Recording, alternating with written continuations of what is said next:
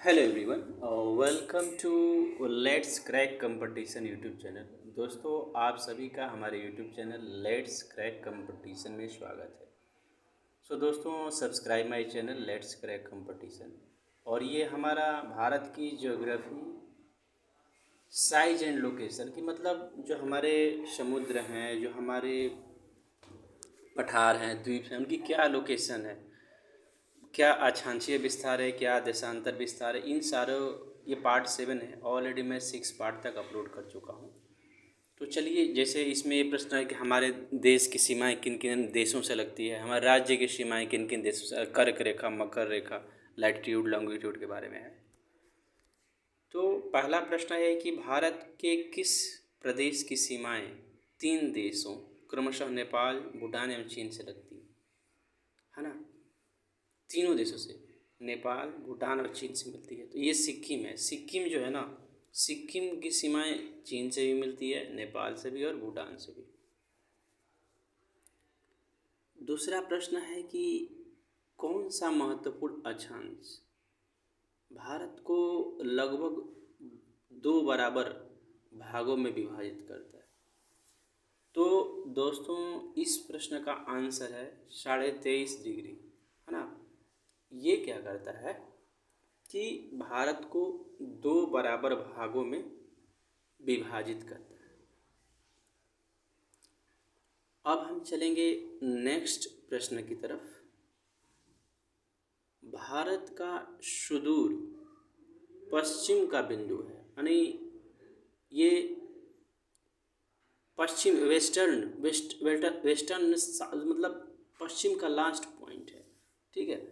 तो 68.5 डिग्री पूर्व गुजरात में, जिसे हमारे बोलते हैं ना कि पश्चिमी राज्य हैं, महाराष्ट्र हो गया, गुजरात हो गया, गोवा हो गया, तो वही बोल रहा है। तो 68.68 डिग्री 7 मिनट पूर्व गुजरात में क्या है, भारत का सुदूर पश्चिम बिंदु है। अब देखिए, अरावली की जो पहाड़ियाँ, अरावली एवं विंध्य श्रृंखलाओं के मध्य कौन सा पठार स्थित है? मलावा का। अरावली क्या है? ये जो अरावली जो पठार है और विंध्य श्रृंखलाओं की पठार है, इसके बीच मलावा का पठार है। मलावा आप जानते हो ना, मलावा कहाँ पे? ये जो मध्य प्रदेश और छत्तीसगढ़ का एरिया पड़ता है ना, ये मलावा पठार के अंतर्गत आते हैं। ठीक है दोस्तों, अब हम चलेंगे नेक्स्ट प्रश्न की तरफ। सिलवासा की राजधानी है दादर एवं नगर हवेली। ये क्या है? एक यूनियन टेरिटरी है। निम्नलिखित राज्यों में से किसकी तटरेखा सर्वाधिक है? तो इन चारों में से ही पूछ रहा है, तो गुजरात होगा इसका आंसर। अगला प्रश्न है कि उत्तर भारत में उप हिमालय क्षेत्र के सहारे फैले समतल मैदान क्या कहलाता है? उत्तर भारत में, नॉर्थ इंडिया में, भावर, है ना।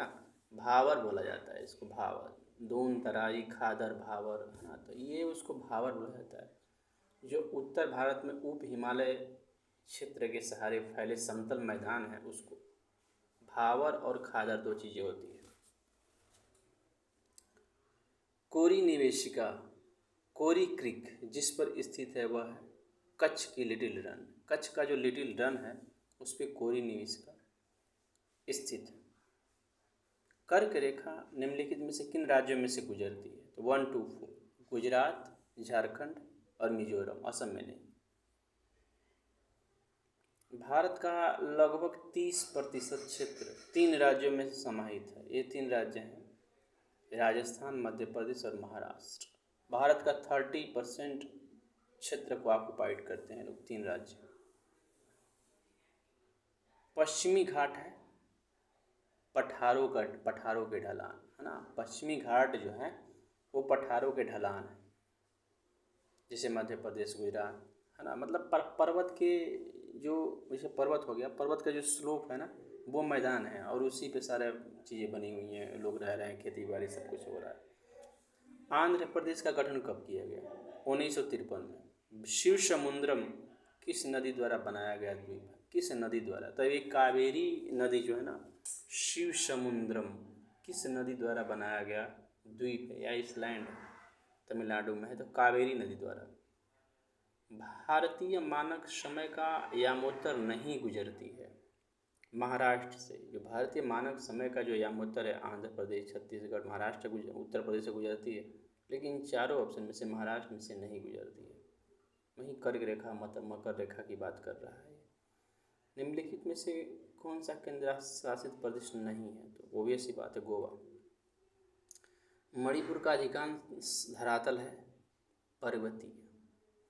तमिलनाडु व आंध्र प्रदेश के तट का नाम है कोरोमंडल। देख रहे हो, कोरोमंडल ये बहुत ही मोस्ट इम्पोर्टेंट प्रश्न है कि जो तमिलनाडु और आंध्र प्रदेश के तट का नाम है कोरोमंडल।